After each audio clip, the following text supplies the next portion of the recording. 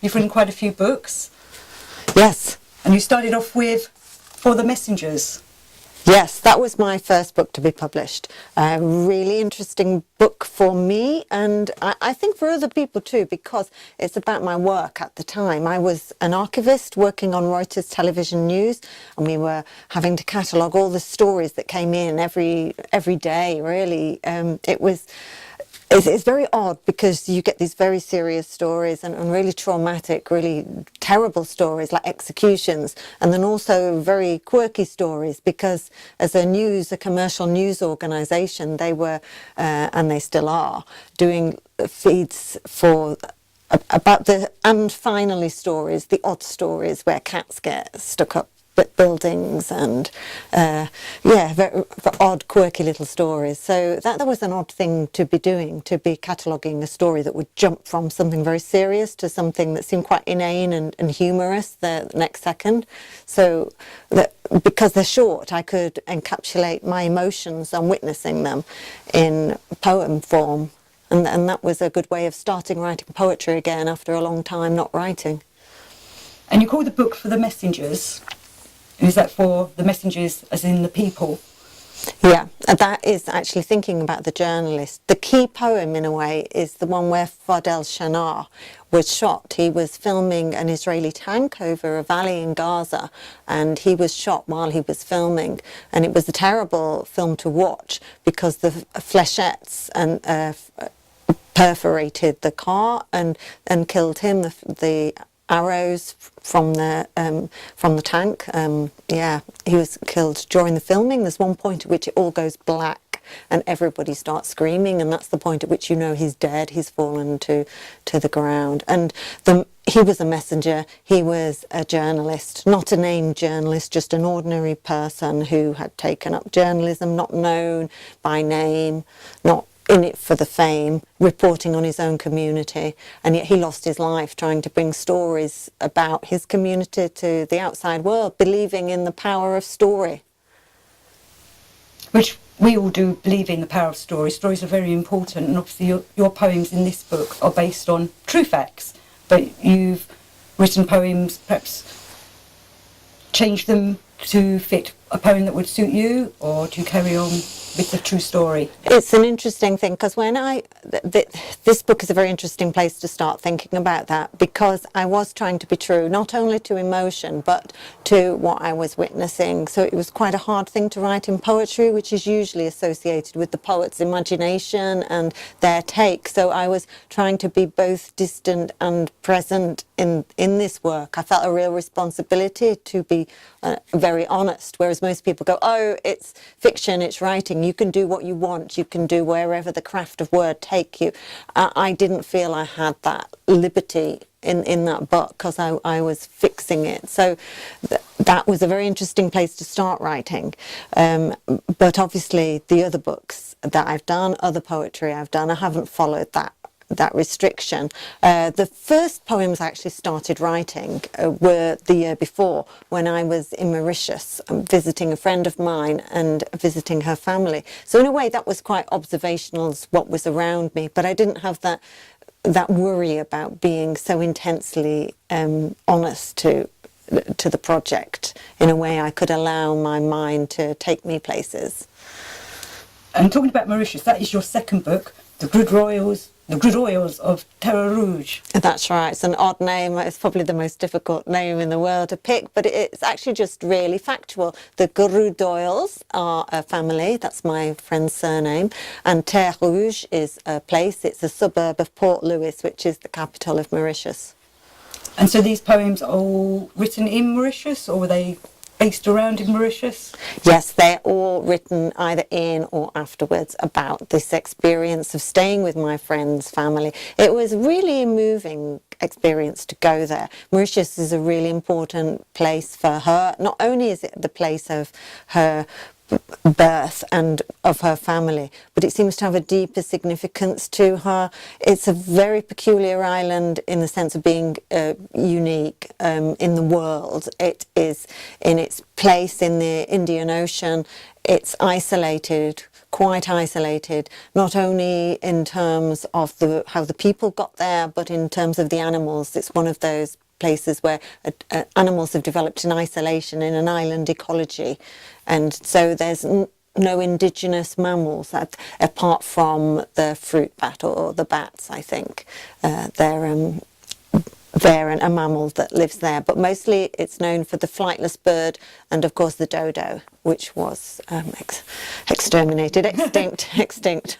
No longer with us. So yeah, but it's still very present as a symbol for the island and for the world as well. And did you cover the gods and goddesses of Mauritius? Yeah, well, my family that I stayed with, the Grudoyles, are a very religious family, but in a way that religion affects their life. They took me to see the shrines and the statues to the gods, the Hindu gods that they have. We had puja at the house. But Durga was the goddess that we referred to quite a bit, Durga and Shiva and Krishna, and we saw fire walking while we were there, walking over the hot coals, and there were so many festivals. It was Diwali while I was there, and we got out all the clay pots and arranged them in the swastika outside the house and had the fire coming. It's the first time I really realised that the swastika wasn't actually from Germany and from Nazi memorabilia, but was an ancient Sanskrit symbol that had no resonance of the Holocaust for the Grudoyles family. For them, it was part of their. It was a positive symbol from their religious heritage. Yeah, it's the eternal symbol of time going round and round, and the gods being with us forever. So you were inspired. You wrote a couple of songs about the gods and goddesses, and also just about the people that lived on Mauritius. Yes, I wrote about the family and observed them, but the gods and goddesses did come in quite significantly, partly through watching people in their encounter with their gods and goddesses and feeling a part of that emotional contact, partly through that observation, and then also through imagining them, because it felt like I started to visualise them on those turquoise sea beaches and the beautiful white sand, and you saw the small shrines being washed by the waves and salted by the spray. There they were with the colours of the material and the flowers. They seemed very visual. It's such a place of colour, and the Indian gods or the Hindu gods that they were worshipping always seemed to be presented in such colour that it felt like I was in a place of different gods, that they were there. Although, of course,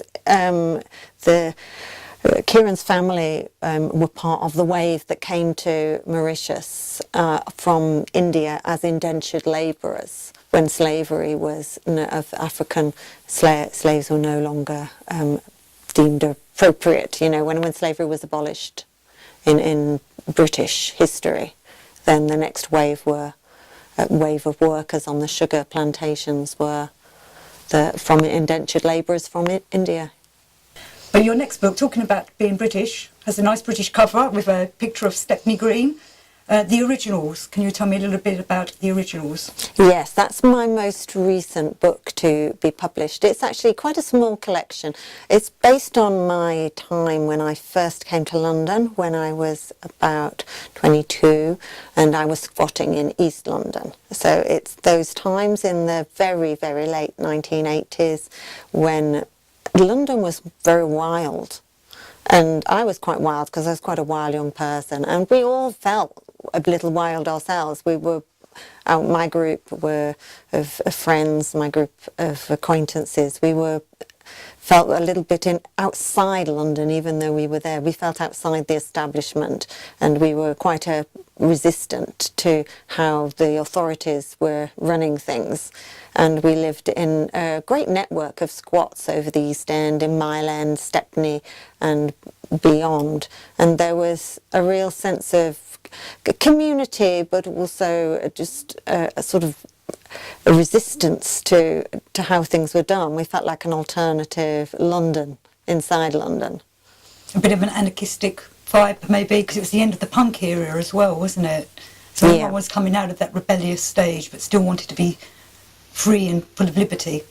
That's right. It was definitely coming out of a punk and that way. And also, I think, because it was still at the end of this post-war time when buildings had been shattered by bombs. I'm from Manchester, so I grew up with that as normal as places where buildings were having been bombed out of the town with the wasteland that we used to just cross over to go and get your pint of milk or whatever. And London still has or had that post-war vibe, but the old people that you met still remembered seeing the searchlights touching the sky and it meaning that the bombers were coming. I remember Jean-Michel Jarre and the light shows in London that we had, and some old people being very freaked out by it because they thought Hitler was back and the bombers were back. I mean, obviously they got quite disorientated by that time, but you felt that fringe of things very much so, that the echoes of the Blitz were very present. So the original was, you would call, more like a memoir?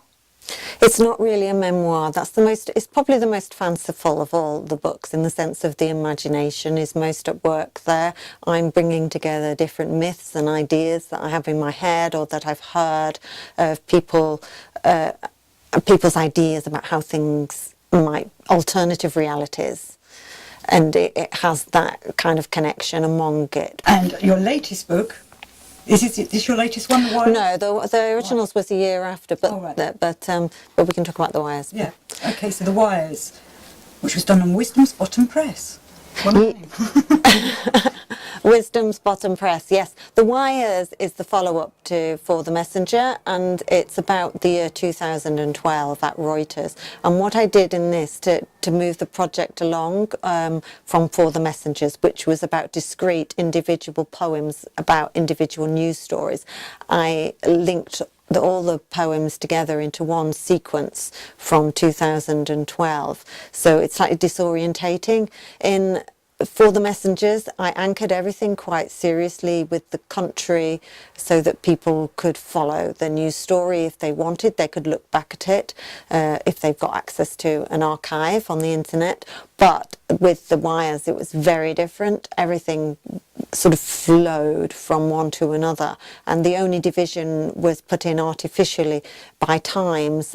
I used the 24-hour clock to indicate different times of the day, and that was to mimic the way in which news comes in, that 24-hour rolling news, which is commonplace now, but at the time I started at Reuters, it wasn't how people understood the news in a normal consumer way. We were all very fixed on our news bulletins coming in at particular hours. There's like news slots, but now with the internet and everything, 24 hours news is normal. But at the time I wrote it, it was more of a professional type of way of experiencing the news. Probably not so much by 2012, but certainly when I started at Reuters in the early 2000s.